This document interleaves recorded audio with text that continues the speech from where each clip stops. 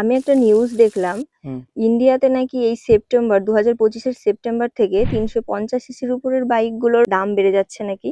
বেড়ে যাচ্ছে নয়, মানে বাড়ার সম্ভাবনা রয়েছে, সরকার এরকম একটা আলোচনা করছেন। আর বাইক প্রেমীদের জন্য এটা কিন্তু খুব একটা বড় খবর। এটা কি সত্যি না গুজব, চলো চটজলদি আজকে জেনে নিই। বলো। 350 সিসির নিচের বাইকগুলোতে আগে ট্যাক্স ছিল 28% জিএসটি নিত, হুম। এবং 350 সিসির ওপরের বাইকগুলোতে 28% জিএসটি এবং তার সঙ্গে 3% সেজ নিত।